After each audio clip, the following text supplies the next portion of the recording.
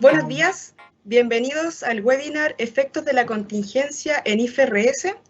Este evento es organizado por PKF Chile y el Centro de Estudios Empresariales de la Universidad de Concepción. Yo soy Estefany Gutiérrez, analista financiero en PKF Chile, y el día de hoy estoy a cargo de la moderación del evento. En este presente evento nos acompañan dos expositores, Héctor Osorio y Patricio Órdenes. Ambos son socios de PKF Chile. En el caso de Héctor, él es socio de finanzas corporativas y especialista en análisis financiero, valoración de empresas y prevención de lavado de activos. Mientras que Patricio Órdenes es socio de auditoría y especialista en procesos de auditoría. El webinar de hoy consta de dos partes. En la primera vamos a revisar el actual contexto económico tras la pandemia COVID-19 y además revisaremos algunas consideraciones que debemos tener presente para realizar análisis financiero. El segundo bloque está compuesto por el análisis del impacto que tiene la pandemia en las normas internacionales de información financiera. Como ustedes podrán visualizar en la pantalla, hay una sección de preguntas y respuestas en el lado derecho, donde ustedes pueden dejarnos todas sus consultas, las cuales iremos respondiendo al finalizar cada uno de los bloques. Así que, sin más trámite, voy a dejar a cargo del primer bloque a Héctor Osorio, socio de Finanzas Corporativas. Bueno, muchas gracias, Estefany. Agradezco tu presentación y agradezco también a las personas que nos acompañan esta mañana. Quiero partir señalando que definir algunos elementos fue la forma en que decidimos aproximarnos a esto, básicamente porque consideramos que hay mucha información en el mercado y hay mucha información al punto que de pronto nos desinforma. Como ustedes saben, hay dos formas de desinformar. Una forma es saturar de información, saturar de antecedentes, y otra es negar acceso a la información. Preferimos entonces aproximarnos de esta forma porque consideramos que nos ayuda a entender la real dimensión de aquello que estamos viviendo. Primero que todo, quiero recordar que es una crisis. Una crisis es una situación o condición que altera el normal devenir de los acontecimientos en un grado tal que amenaza la continuidad del sistema que la sufre. Muchas veces en nuestras compañías, en nuestros trabajos, en nuestra vida, nos enfrentamos a situaciones complicadas, situaciones que constituyen para nosotros presión, incomodidad, pero que no llegan a ser propiamente una crisis. Una crisis la vamos a entender, como ya decía, cuando vemos amenazada la continuidad del sistema. ¿De qué sistema? Del sistema de economía global, economía nacional, industria en la que nos desempeñamos o empresa en la que trabajamos. ¿Y por qué quise partir con esto? Porque creo que es importante que podamos dimensionar y que hagamos el ejercicio de dimensionar en qué parte estamos. ¿Lo que estamos viviendo constituye una crisis o simplemente es una contracción? Contracción, por el contrario, es una reducción general en el nivel de actividad y se relaciona con procesos puntuales, con un shock que podamos recibir. Estaba definiendo crisis y me refería a contracción, básicamente porque quería hacer una invitación a nuestra audiencia a que hiciera el ejercicio de cuantificar qué tan impactante es para ellos el fenómeno que estamos viviendo. Es central que en nuestra organización podamos preguntarnos, ¿estamos frente a una crisis o simplemente estamos viviendo una contracción puntual? ¿Y esto por qué es importante? Porque si bien nosotros tenemos cierta información a nivel agregado, la forma en que el agregado se construye es la suma positiva y negativa de todos los participantes. ¿Qué estoy diciendo? Claramente en este proceso que estamos viviendo hay industrias y consecuencialmente empresas a las que le va bien. La empresa que vende mascarillas no creo que esté sufriendo hoy día está sufriendo probablemente por falta de inventarios, pero está vendiendo, está cobrando, está con muy buenas perspectivas, al menos de corto plazo. Hay otras industrias, pienso en la hotelería, en los restaurantes, que están claramente con nivel de actividad muy contraído. Entonces, el ejercicio primero es identificar prospectivamente, a lo mejor sin una cuantificación seria, hasta dónde nos va a afectar a nosotros como industria, a cada uno de los que están escuchando esto, identificar en sus negocios hasta dónde los va a afectar.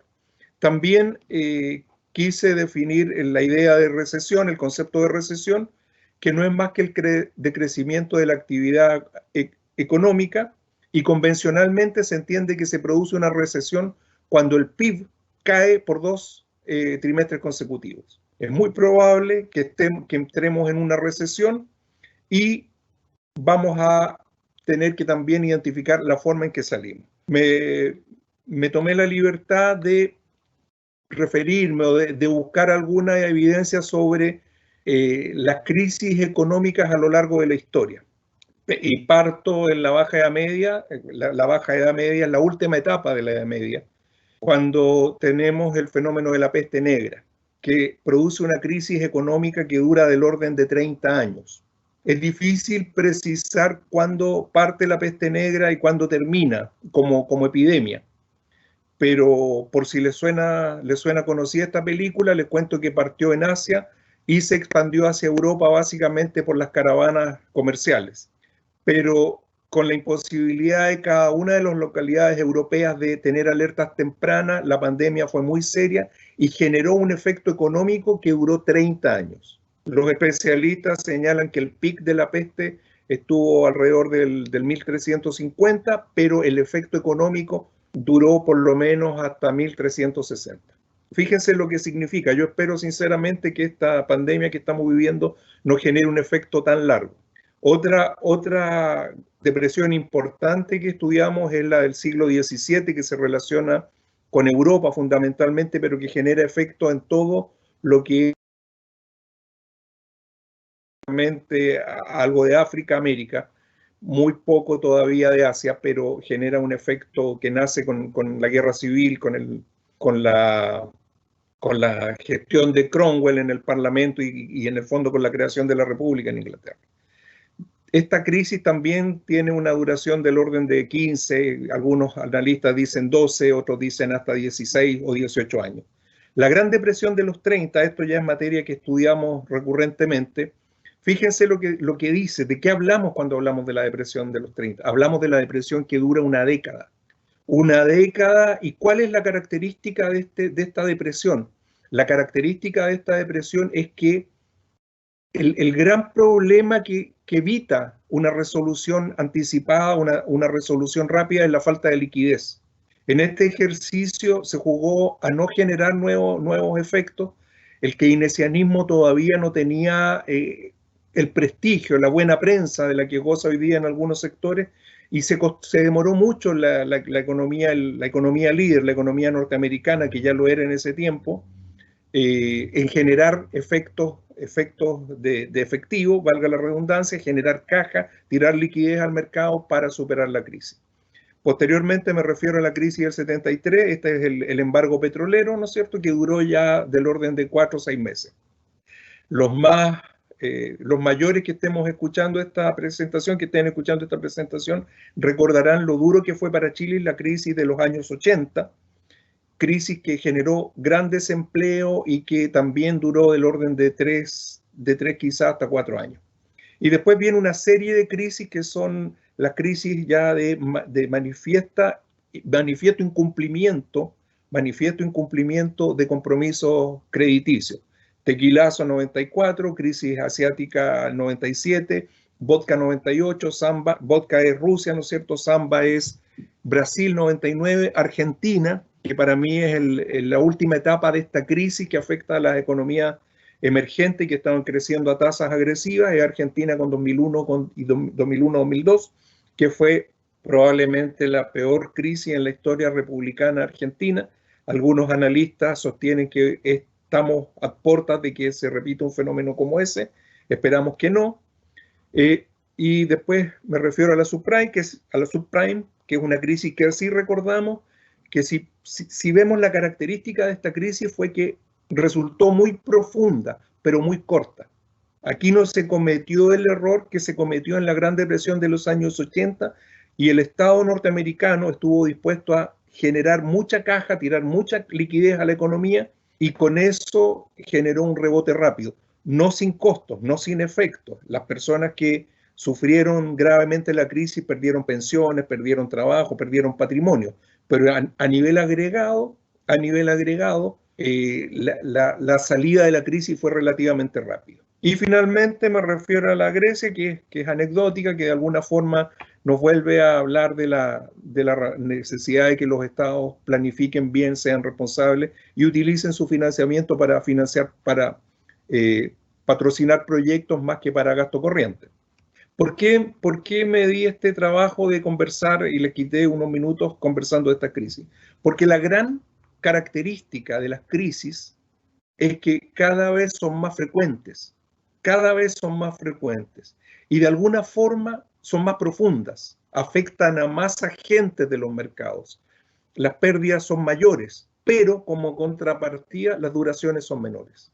Eso es lo que yo quiero ilustrar con la presentación de las crisis anteriores, porque me parece que es el punto donde tenemos que focalizarnos.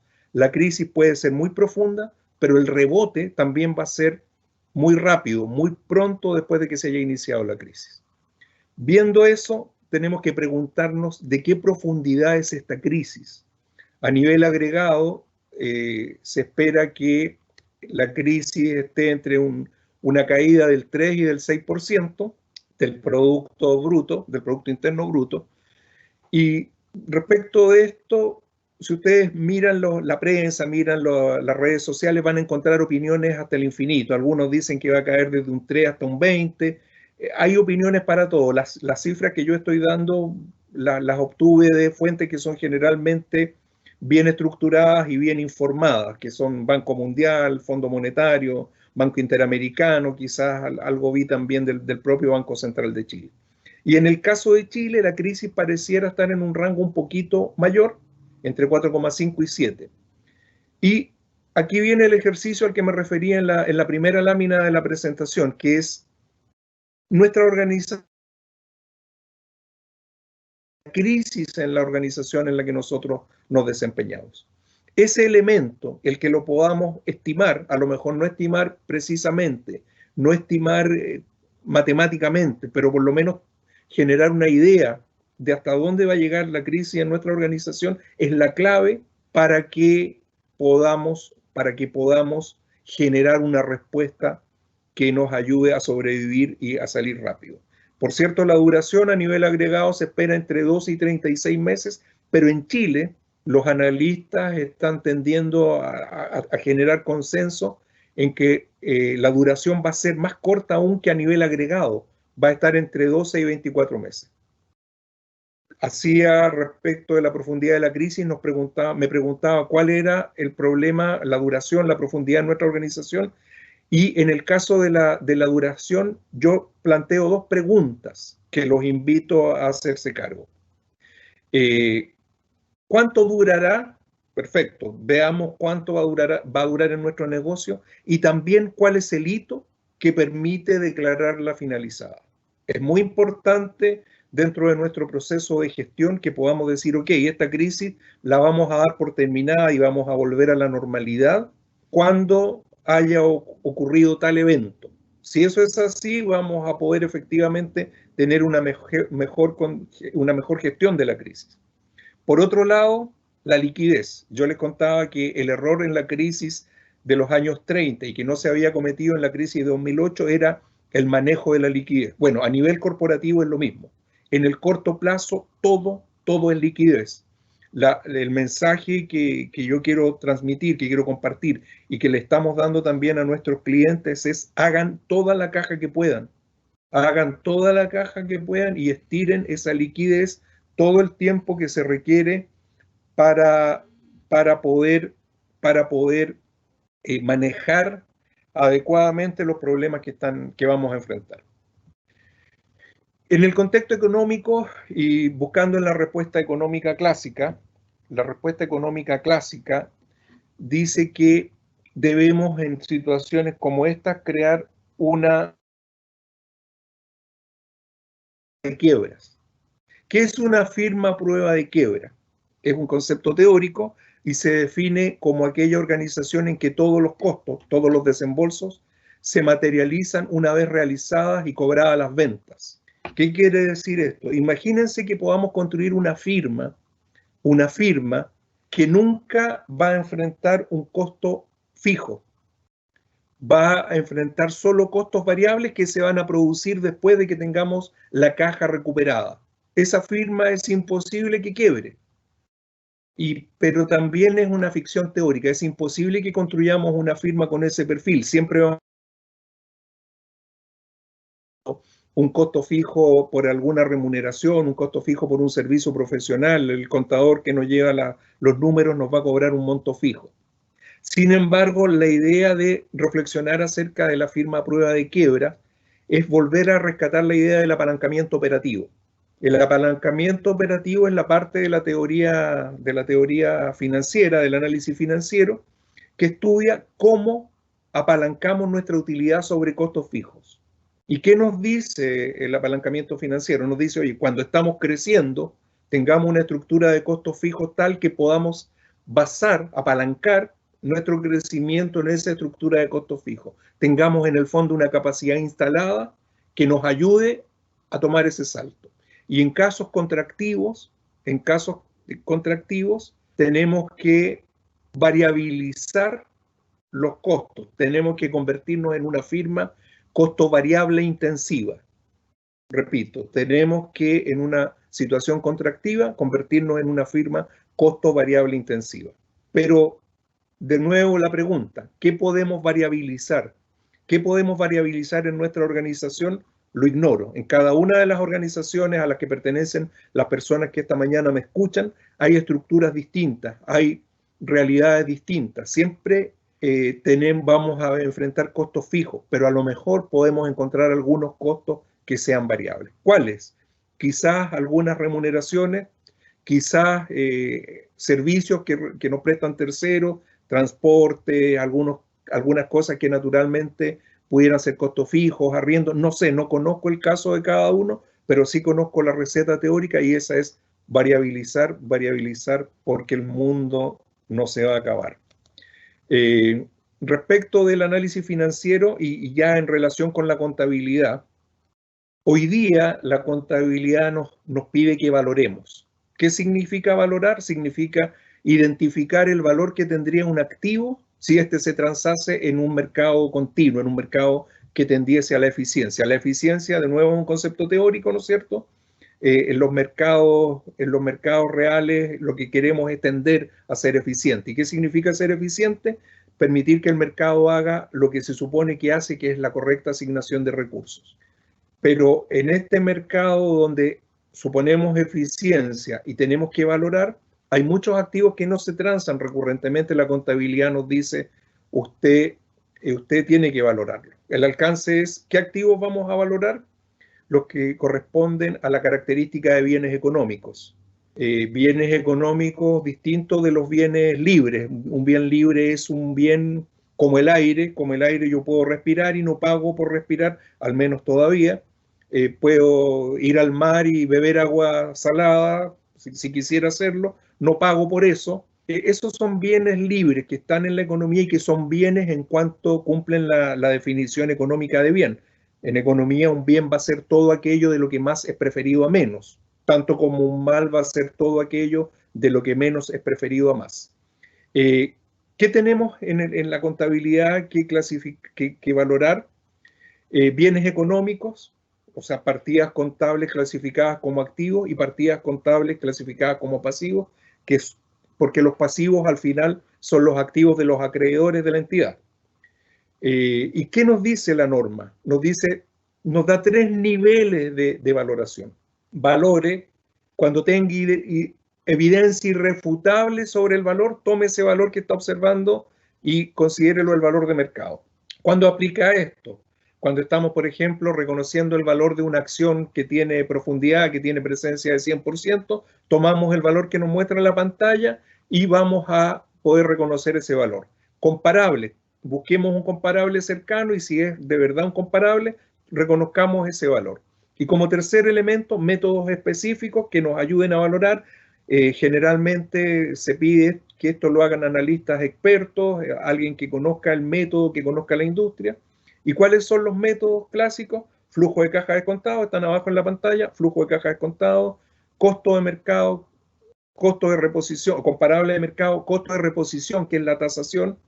¿Qué tiene de bueno la tasación? Que tasación hay mucha información, hay muchos tasadores que hacen muy bien esto, pero tiene el problema de que pierde la sinergia de una empresa. Una empresa es más que muchos activos juntos, es muchos activos juntos trabajando coordinadamente. Hay otros métodos como las opciones reales que crecientemente estamos utilizando con más frecuencia y hay métodos de N hasta el infinito. En Europa, por ejemplo, se usan mucho unos métodos que se llaman métodos rápidos y que dicen, oye, en tal industria el valor del patrimonio es 2 veces el activo fijo. En otra industria es la venta más el capital de trabajo, etc. Esos métodos hay.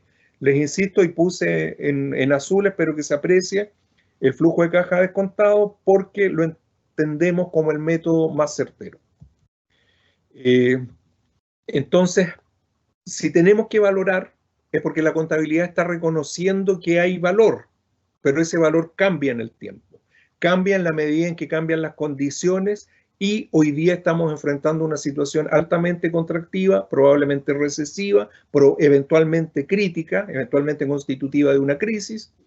Y ante eso nos preguntamos, ¿hoy valen menos nuestros activos estructurales? La respuesta es muy probablemente. Muy probablemente nuestros estructurales, la propiedad, planta y equipos, las inversiones, los intangibles. ¿Y por qué valen menos? Valen menos porque estamos enfrentando flujos esperados menores. Flujos esperados menores. ¿Qué quiere decir esto? Que una máquina que me iba a producir determinados flujos este año ya no me los va a producir. Este año me los va a producir en el futuro y por lo tanto ese alejar el flujo implica también menor valor presente. Hay una suerte de compensación de tasa, ¿eh? Estamos también enfrentando menores tasas en el agregado y eso podría llevarnos a enfrentar menores tasas de descuento. Entonces ahí hay una compensación. Y a nivel de activos corrientes, ¿se verán afectados? ¿Qué activos se verán afectados? Partidas monetarias en Chile no. O sea, si ustedes tienen caja, déjenla en el banco y no van a tener ningún problema con eso. Conversaba con unos colegas argentinos y en Argentina, que es el ejemplo recurrente, la economía ya no tiene moneda propia. No tiene moneda propia en el sentido de que una moneda tiene que tener 2 características, como sabemos, es ser medio de pago y medio de atesoramiento, un medio de atesorar valor. En Argentina hay una fuerte emisión que hace que el dinero vaya a enfrentar procesos inflacionarios muy fuertes y por lo tanto las empresas no quieren tener caja, quieren tener caja moneda extranjera en el fondo. En Chile no enfrentamos eso, por lo tanto podemos seguir confiando en la moneda. Las existencias, probablemente las existencias van a verse afectadas, pero no necesariamente a la baja, dependiendo de las existencias que tengamos. Cuentas por cobrar y documentos por cobrar, sí, por la calidad crediticia de los clientes. Y si vamos a hacer pruebas de deterioro en todos los activos de la lámina anterior, que eran los estructurales, para ver cuánto valen hoy día, donde es crítico que hagamos pruebas de deterioro, que identifiquemos si tenemos un menor valor, es a nivel de documento y cuentas por cobrar. Ahí nos va a pasar 2 cosas. Va a incrementarse la morosidad y van a producirse cambios en las condiciones de financiamiento. Eso es algo que tenemos que medir, como ustedes saben, y registrar. También quiero mencionarles algo interesante. Yo sé que mi colega que continúa, mi socio que continúa con la presentación, también se va a referir de alguna forma a esto, pero quiero anticiparles. El IASB, recién el 27 de marzo, o sea, hace 2 meses, sacó un pronunciamiento en el que señala que no se generan cambios en la clasificación de activos, pero que las entidades deben evaluar si la actual metodología para el cálculo de la provisión por pérdida esperada está hoy día representada razonablemente. La entidad también debe evaluar si existe incremento en el riesgo crediticio. Naturalmente, ambas cosas están pasando Por lo tanto, ahí tenemos un ejercicio al cual abocarnos rápidamente.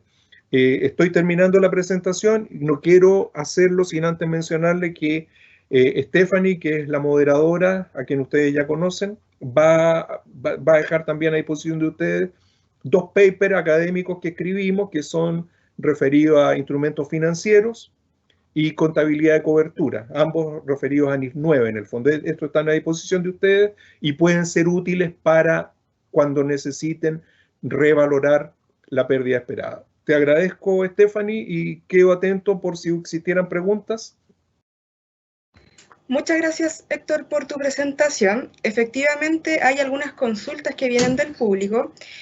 Una de ellas tiene relación con lo que mencionaste sobre el apalancamiento, y en ese sentido la pregunta va dirigida a poder identificar la diferencia que hay con el apalancamiento operativo y el apalancamiento financiero.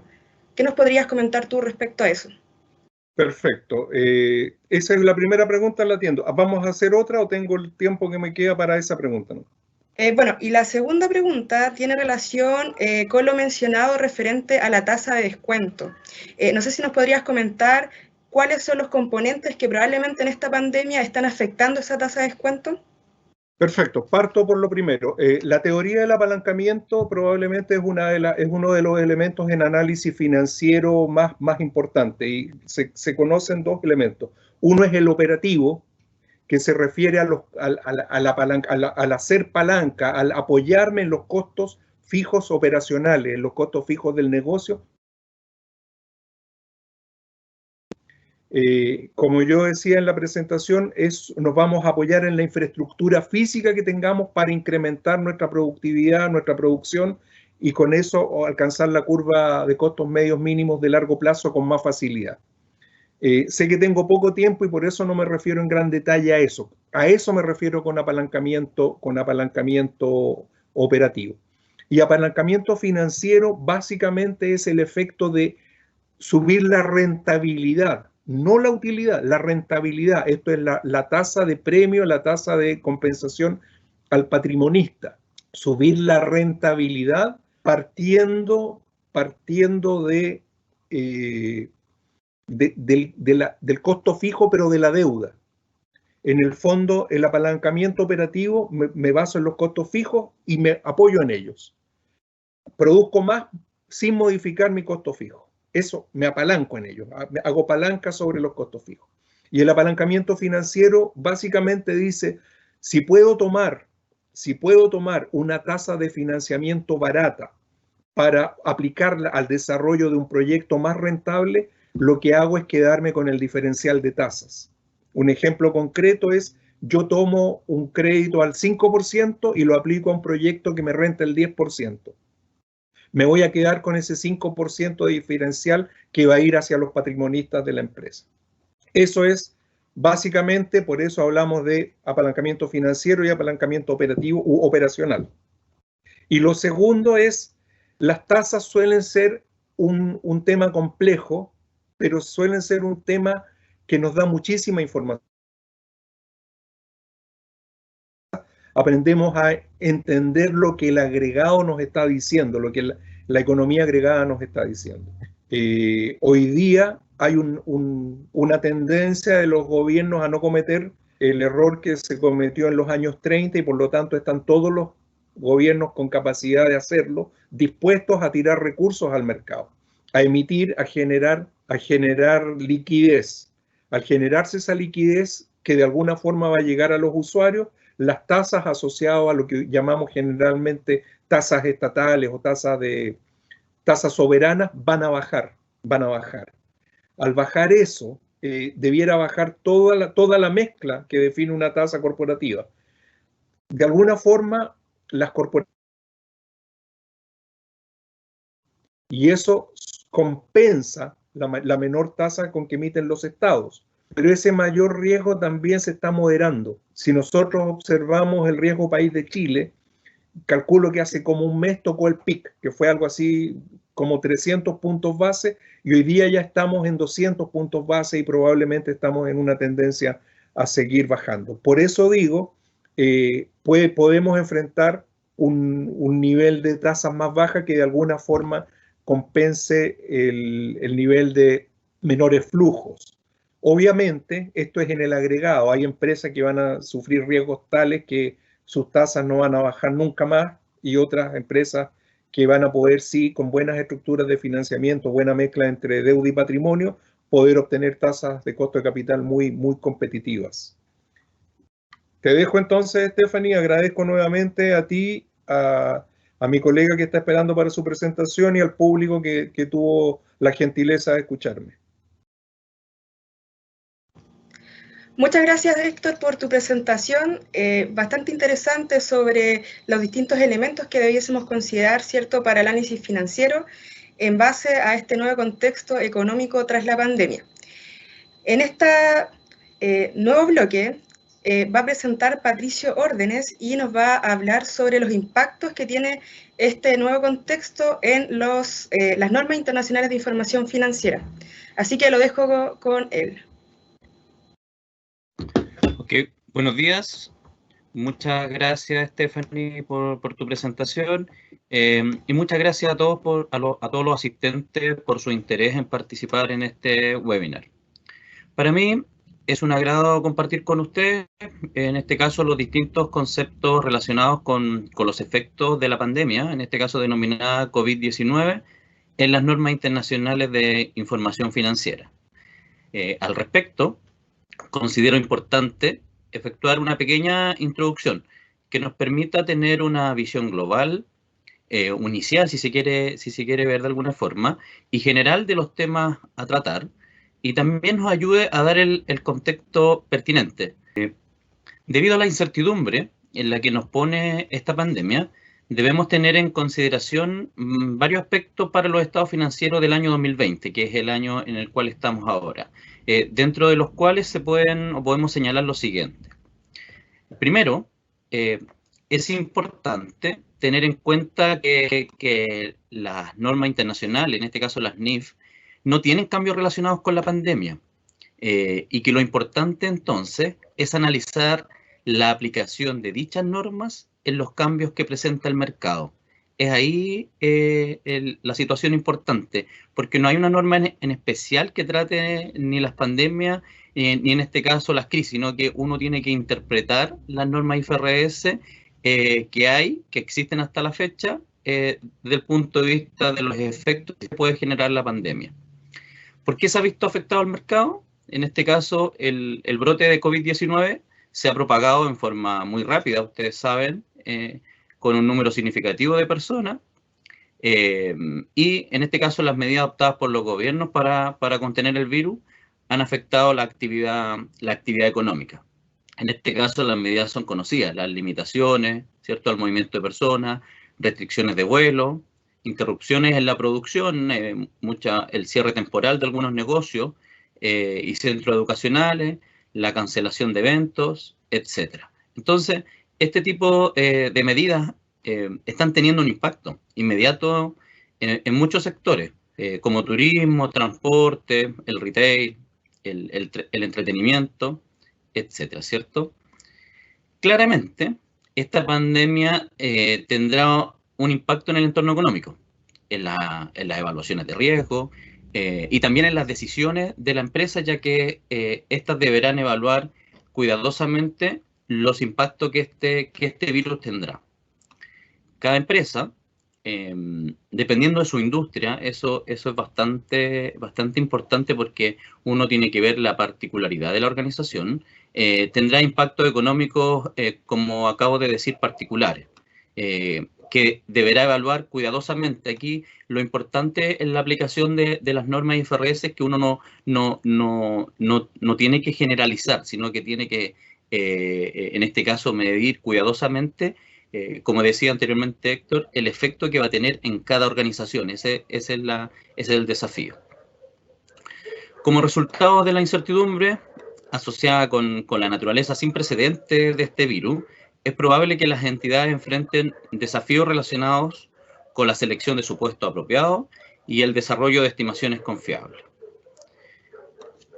Esto nos conlleva, yo creo, que un gran desafío, ya que NIF exige desarrollar estimaciones. Por naturaleza, se tienen que realizar bastantes estimaciones y revelaciones. Por lo tanto, el desafío está en desarrollar estas estimaciones y revelar los supuestos utilizados en determinados casos. Para desarrollar dichas estimaciones, las entidades deberán, considerar toda la información disponible en el mercado, pero aplicarla de manera particular.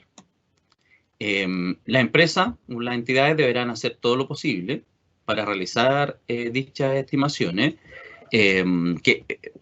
estas estimaciones tienen que tener la condición de que tienen que ser razonables. Preparar documentación exhaustiva que respalde la base para tales estimaciones y proporcionar una revelación sólida de los juicios significativos ejercidos. También los supuestos claves que puedan utilizar son relevantes en la revelación.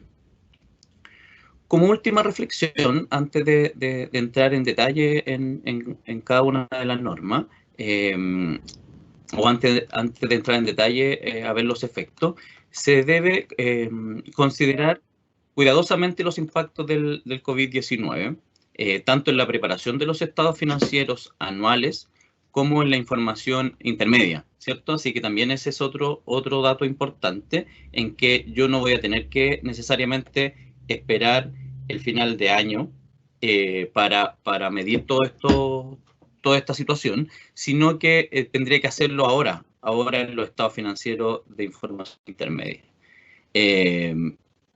Esto porque el impacto puede ser significativo para muchas empresas y las implicancias incluyen, como ustedes saben, no solamente la valoración, sino, como he dicho, importantes revelaciones. Entremos en materia. Yo diría que en esta lámina vamos a hablar de deterioro y valor razonable. Estos son dos conceptos relevantes. Yo diría que de los más relevantes y de los que se van a ver más afectados. En primer lugar, ya que afectan a una gran cantidad de rubros en los estados financieros, y en este caso puntual de la pandemia se ven directamente afectados, ¿cierto? En lo que se refiere a deterioro, que se describe, digamos, en la NIC 36, y si hablamos de indicadores de deterioro, existen indicios claros de deterioro por efectos de la pandemia. Entonces, para entender, digamos, esta norma, en primer lugar, indica que se debe evaluar el deterioro cada vez que existan indicios de deterioro. Y los efectos de la pandemia han generado una gran cantidad de indicadores clarísimos de deterioro en alguna industria. Nuevamente, acá hay que considerar particularmente cada organización y cada industria. Pero, por ejemplo, industrias o entidades que han visto suspendido temporalmente las operaciones, han visto disminuida la demanda o sus precios de los productos que venden, también la rentabilidad. Estos son claramente hechos que pueden indicar un deterioro en las compañías. La reducción de la actividad económica, los menores ingresos, ¿ya? En este caso es probable que afecten a prácticamente cualquier entidad y también puede presentar un indicador de deterioro. Entonces, también estas cuestiones que están afectando al mercado, lo más probable es que lleguen a todas las compañías. Entonces, lo primero que podemos decir de esto es que hay indicios claros de deterioro que van a obligar a las compañías a preguntarse si parte de sus activos están en esta condición o no están en esta condición. Luego, hay consideraciones que se debe tener en el momento que yo ya tengo indicadores de deterioro, como en este caso, yo tengo que tener consideraciones en la determinación del valor en uso y el valor razonable menos los costos de venta. En este caso, la norma establece que se debe determinar el monto recuperable de un activo o de una unidad generadora de efectivo. Este monto es el mayor entre su valor razonable menos los costos que se deben incurrir para vender ese activo y su valor en uso. Entonces, existe deterioro cuando el mayor de esos montos es menor al valor contable del activo. Cuando ocurre eso, estoy en presencia de deterioro y el activo tengo que corregirlo al monto que yo les acabo de comentar. Ahora bien, para calcular el valor en uso, debemos considerar una estimación de los flujos de efectivo futuro que la entidad espera obtener del activo. Y aquí, yo diría, por lo tanto, en esa determinación debemos considerar cómo abordar la incertidumbre que acabamos de mencionar, aplicar distintos escenarios. También es importante, la norma considera que en estos casos uno debiera aplicar distintos escenarios, pesimista, optimista, promedio, darles porcentajes de probabilidad de ocurrencia, etcétera. Es decir, acá yo debería considerar los distintos escenarios porque no tengo claridad de cómo va a afectar concretamente esta pandemia. Y en el caso, para la determinación del valor de venta, debemos considerar que en este caso los precios observables en el mercado también variarán o podrían variar y tenderán a bajar. ¿Cuáles son los activos que quedan sujetos a los requerimientos de la NIC 36? Son variados, son varios activos que se obliga a medir el deterioro.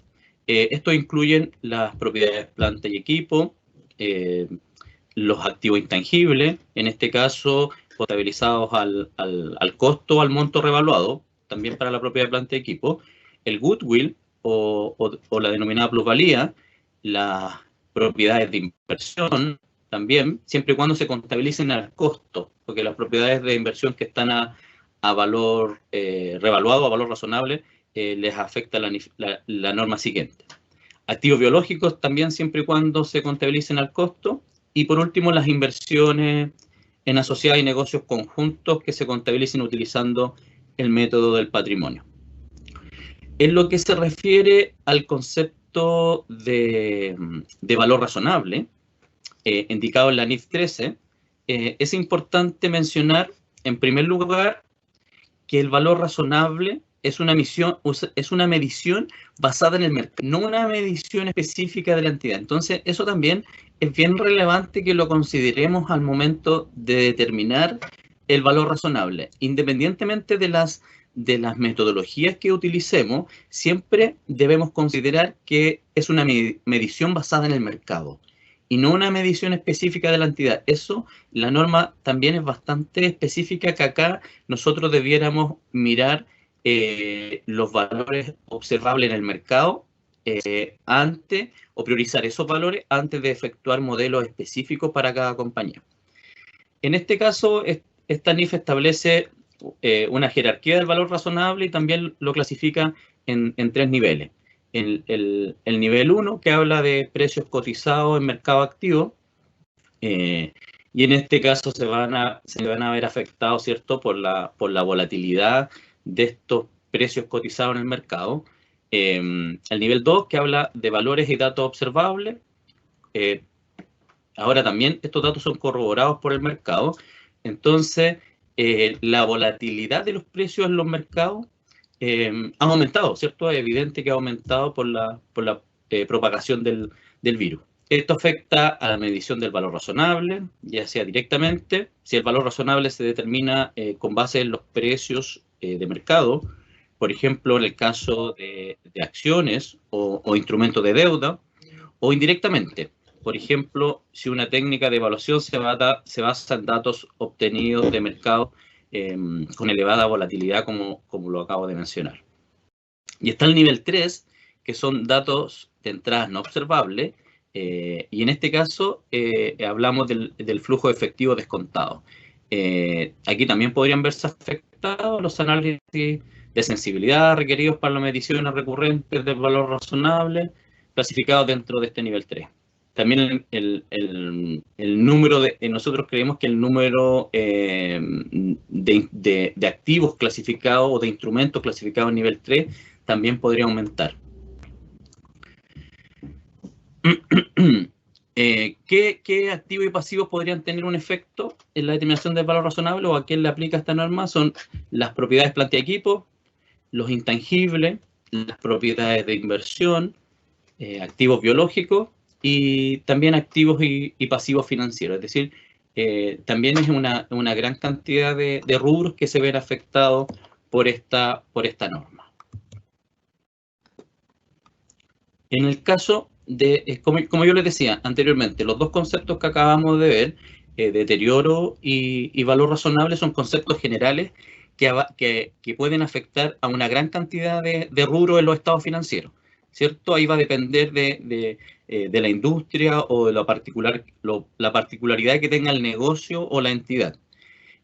Ahora me gustaría comentar ciertas cuestiones de otros activos no financieros que no tienen necesariamente directa relación o con deterioro o con valor razonable, ¿ya? El primero de ellos, plusvalía y activo intangible de vida útil indefinida. En este caso, la plusvalía es el goodwill y activos intangibles de vida útil indefinida puede ser una marca, por ejemplo. Esto, en primer lugar, decir que estos dos conceptos están obligados a efectuar un test de deterioro, mínimo una vez al año, ¿ya? Sin embargo, lo interesante es que o lo que hay que tener en consideración es que con la pandemia, quizás voy a tener que cambiar los momentos de las pruebas de deterioro. En este caso, quizás tenga que anticiparlo. Por ejemplo, hay compañías, la norma me obliga a realizarlo una vez al año en cualquier momento del año. Y por lo general, las compañías lo realizan en el último trimestre. Entonces, dado las particularidades de este año, es probable que lo tenga que realizar ahora, digamos, en una fecha anterior a la que se esperaba. Como van a haber cambios en proyecciones de flujo de caja, lo más probable es que se vean afectados al momento de evaluar el deterioro, ¿cierto? Esto por lo general consideran presupuestos, consideran esquemas utilizados en años anteriores, que lo más probable, dado la contingencia, es que sean distintos. Propiedades, planta y equipo. En el caso de las propiedades, planta y equipo, además de los efectos descritos de deterioro y valor razonable, existen otros dos conceptos que también podrían tener un efecto. Subutilización o suspensión temporal. La NIC 16 requiere que en el caso de suspensión temporal del activo se continúe realizando el cargo a resultado por depreciación. Hemos visto que hay plantas productivas que han detenido su producción o en algunos casos han disminuido al mínimo. Entonces, en este caso, la norma obliga a continuar teniendo la depreciación en el resultado. Entonces también ahí voy a tener un efecto porque la planta no va a estar produciendo. En el caso de los costos por intereses, que es otro concepto, la NIC 23 en este caso requiere que se suspenda la capitalización de intereses cuando se interrumpa, en este caso, el desarrollo de un activo. Por lo tanto, también esto podría aplicar en la activación de los intereses en los proyectos inmobiliarios. También podría ser un elemento a considerar porque en el caso de suspender algún proyecto, la norma no permite seguir activando estos intereses, estos costos por intereses de préstamos que solicité para realizar el proyecto. En el caso de los inventarios, claramente van a tender a tener podrían tener algún efecto, y aquí hay tres conceptos. Primero, el valor neto realizable, que es la forma en la cual yo tengo que considerar algún deterioro de los inventarios, y porque hay una menor rotación, ¿cierto? Entonces, podría ser necesario reducir el valor de los inventarios hasta su valor neto realizable. Estos deterioros podrían deberse a una menor rotación de los inventarios, a precios más bajos de las materias primas u obsolescencia causada por niveles de venta inferiores a lo esperado. Los costos indirectos de producción, ¿cierto? La NIC 2 en este caso, de inventario requiere que estos costos fijos de producción sean capitalizados considerando una capacidad de producción normal. Por consiguiente, la reducción en los niveles de producción que conversábamos anteriormente podría afectar al volumen de los costos a capitalizar. Activos financieros, en este caso, uno de los activos financieros más sensibles que todas las compañías tienen son los deudores comerciales. Y en este caso existe un efecto importante en la determinación del modelo de pérdida esperada. Este es un modelo que se estableció como obligatorio recién en el año 2019 para las compañías. La mayoría estableció por primera vez el modelo. Entonces, nosotros creemos que también puede tener un efecto importante, porque el virus puede afectar, está afectando la capacidad de los deudores de cumplir con sus obligaciones en virtud de las relaciones crediticias que tenían. Los deudores pueden tener una exposición particular a los impactos económicos, depende del sector. Entonces, claramente se podría afectar el cálculo de la pérdida esperada. Esto es evidente. Y el desafío está en poder efectuar los cambios pertinentes en cada uno de los modelos. Por ejemplo, el aumento de riesgo de crédito podría aumentar, ¿cierto? Si el negocio del deudor se ve afectado negativamente. Los deudores podrían dejar de realizar pagos, demorarse en el pago, en este caso resultando para las compañías en un mayor riesgo. También se puede ver afectada la pérdida estimada por el incumplimiento. En este caso, también incluso por la demora en el pago. Entonces, incluso, como decía, cuando se espera que un deudor reembolse todas las cantidades deudadas, es decir, va a cumplir con el pago, pero se va a demorar, también debería afectar el cálculo de pérdida esperada. Este cálculo que al final determina una eventual provisión de incobrabilidad. En el caso de demorarse por el valor del dinero en el tiempo, también se debiera ver afectado. Activo financiero a valor razonable. Como yo comentaba anteriormente, la volatilidad de los precios de mercado y también por las técnicas de valorización. En este caso, las principales consideraciones no difieren de lo analizado anteriormente respecto de los conceptos de valor razonable. En virtud del tiempo no profundizaré en aquello, dado que cumpliría con los mismos efectos de la NIF 13 de valor razonable. No cambia en la medición de determinación de valor razonable para activos financieros. En el caso de los arrendamientos, aquí han ocurrido dos factores que se están renegociando los términos y modificando el arrendamiento. En este caso, arrendador y arrendatario podrían renegociar los términos de arrendamiento como resultado en este caso, de la pandemia, o el arrendador podría otorgar, y está sucediendo, otorgar al arrendatario alguna facilidad de pago, disminución porcentual del arrendamiento. Tanto en este caso arrendadores como arrendatarios deberían considerar los requisitos de la NIF 16. So, también hay una invitación a ver esta nueva norma que empezó a aplicar el año pasado también, para tratar de medir si es que estos cambios, estas nuevas consideraciones del arrendamiento significa un cambio en el contrato y si ese cambio va a perdurar en el tiempo.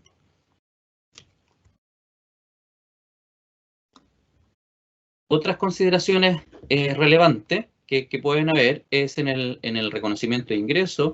Bueno, acá vamos a tener un aumento claro de devoluciones, descuentos adicionales de precio, penalizaciones, posibles penalizaciones por retraso en la entrega. Entonces, por lo general, estos factores que están influyendo en las compañías va a generar un menor reconocimiento de ingresos. Entonces, también hay que estar, la norma relacionada con los ingresos tiene una particularidad que está basada en un contrato, ¿cierto? En un contrato entre la entidad y su cliente. Por lo tanto, si hay alguna situación que se vea afectada de cumplimiento de ese contrato, hay que mirarla en detalle, porque podría también tener un efecto en los registros contables. Revelaciones. Respecto de las revelaciones, es importante indicar que producto de los impactos que hemos analizado, que hemos mencionado recién, es necesario efectuar un aumento en las revelaciones de los estados financieros. ¿En qué hemos visto nosotros que va a haber un aumento? Los cambios en riesgo financiero, o sea, hay una nota especial de riesgo, por lo tanto voy a tener que efectuar un aumento en las revelaciones, revelaciones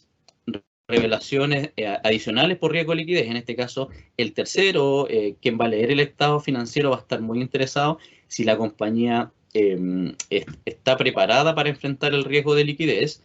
Y en general, la revelación asociada a las estimaciones de distinto tipo, ¿ya? Determinaciones de unidad generador efectivo, de valores razonables, etc. Todas esas revelaciones van a ser relevantes de realizar, en este caso, al momento de preparar los estados financieros. Por último, los estados financieros intermedios. Aplicación, yo diría que todo lo que acabamos de conversar necesariamente tiene que ser aplicado en los estados financieros intermedios de las compañías.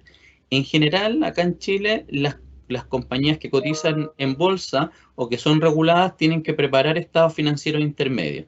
En realidad, cualquier compañía que quisiera preparar estados financieros intermedios tiene la obligación de aplicar todos los impactos del virus que puedan ser medidos confiablemente ahora ya. Claramente, por definición, la NIC 34, que es la que regula los estados financieros intermedios, considera mayor utilización de estimaciones, lo cual en este caso va a ocurrir con mayor recurrencia. También hay una revelación adicional por el impacto financiero. Cuando esta norma de estado financiero intermedio señala que cuando yo tengo una situación importante como esta, distinta a la del cierre del estado financiero anual, yo tengo que efectuar una revelación específica. En ese caso, nosotros creemos que las compañías van a tener la obligación de revelar una nota en especial relacionada con el COVID-19. Por último, solo decir que existen otros conceptos. Estos no son los únicos conceptos con posibles efectos en los estados financieros. Existen otros conceptos que podrían verse afectados, que podríamos revisar en una futura presentación. Será hasta una próxima oportunidad y muchas gracias por su atención. Stephanie. Muchas gracias, Patricio, por tu presentación. Ahora procederemos a responder algunas preguntas. La primera sería, en base a lo que hablamos sobre deterioro, ¿cuáles creen que debiese ser la información que debiésemos considerar para poder evaluar ese deterioro? En el fondo, si hay alguna evidencia. Mira, en este caso, yo diría que deberíamos evaluar toda la información posible de mercado. En general, como yo le acababa de comentar, los activos que afectan o que se ven afectados por el concepto de deterioro son muchísimos. Entonces, primero va a depender del tipo de activo. Algunos activos son más fáciles de tener información al respecto, como puede ser una propiedad. Sin embargo, hay otros tipos de activos, por ejemplo, una marca o un goodwill, que pueden estar deteriorados, y la información que uno tiene que utilizar al respecto tiene que ver con ingresos futuros, tiene que ver con tasas de descuento, tiene que ver con presupuesto, etcétera. Es decir, la mayor información posible, considerada también desde el punto de vista de los efectos que está teniendo la pandemia. Es por eso que es un desafío importante. Perfecto. Y también hay otra pregunta que ha realizado bastante el público, relacionada justamente con la pandemia, y en ese sentido, dada la incertidumbre actual, ¿cuáles creen que son las industrias que podrían tener un mayor impacto en sus estados financieros? Bueno, acá en lo que es las industrias son variadas. Sin embargo, claramente la industria del transporte se está viendo seriamente afectada, la industria aérea, digamos, la línea aérea a nivel mundial disminuyeron muchísimo todos sus vuelos, por lo tanto, algunas están comentando que están en proceso de reorganización o en proceso de quiebra. Algunas líneas a nivel mundial se ha conocido que en este caso algunos gobiernos han salido al rescate de esta línea aérea, por lo tanto ahí hay una industria relevante. Todo lo que tiene que ver con hoteles, con restaurantes, también se han visto afectados porque se han visto en la obligación de cerrar. El turismo en general no está funcionando. Recién en Europa están abriendo las fronteras para volver al turismo. Entonces también todo lo que tiene que ver con la venta de productos minoristas, es decir, el cierre de tiendas comerciales, es evidente que genera un problema, digamos, en la industria de bienes de consumo. También yo diría que en general alguna industria particular asociada a lo financiero, en general varias industrias se han visto dañadas, digamos, todo lo que tiene que ver con entretenimiento, etcétera. Yo diría que el efecto es masivo. Sin embargo, hay algunas industrias que se están viendo dañadas fuertemente. Muchas gracias, Patricio. Bueno, reiterarles el agradecimiento tanto a Héctor y a Patricio, ¿cierto?, por la presentación de hoy, y comentarles que este año nuevamente tenemos una versión del diploma de IFRS que ya, como años anteriores, realizamos en conjunto con la Universidad de Concepción, por lo que si desean tener mayor información, nos pueden escribir al correo contacto@ceudec.cl. Héctor y Patricio, ¿tienen algo más que agregar, algún comentario adicional que quieran compartir con nosotros? Por mi parte, Stephanie, reiterar mi agradecimiento tanto a ti, a Patricio, como al público que nos acompañó esta mañana.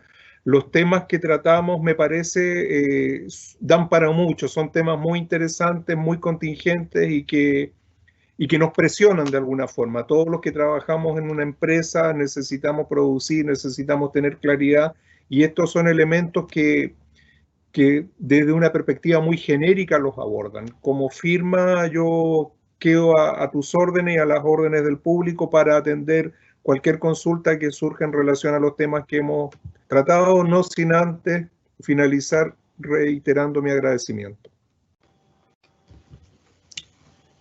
Por mi parte también agradecer, digamos, la invitación y también confirmar que quedo atento a cualquier inquietud que tenga el público. La podrían realizar mediante correo electrónico y nosotros con gusto la podemos atender y contestar. Muchas gracias. Perfecto, muchas gracias también a ustedes. En nombre de PKF Chile y el Centro de Estudios Empresariales de la Universidad de Concepción, le damos las gracias por su participación y también los dejamos invitados para próximos eventos que tenemos en la agenda. El primero de ellos es sobre los desafíos de la implementación de las NIC SP, la cual realizaremos el próximo jueves 28 a las 10 de la mañana, hora de Chile, y también otro webinar sobre precios de transferencias en momentos de pandemia que realizaremos el próximo martes 2 de junio a las 10 a.m. también hora de Chile. Pueden solicitar el link de inscripción al correo contacto@ceudec.cl. Bueno, y finalmente nos gustaría invitarlos a que nos puedan seguir en todas nuestras redes sociales de LinkedIn, tanto de PKF Chile, Auditores Consultores, como del Centro de Estudios Empresariales UDEC, donde también podrán encontrar mayor información de interés. Finalmente, esperamos que este webinar haya sido un aporte para ustedes y esperamos poder contar con su participación para futuros eventos y webinars. Muchas gracias.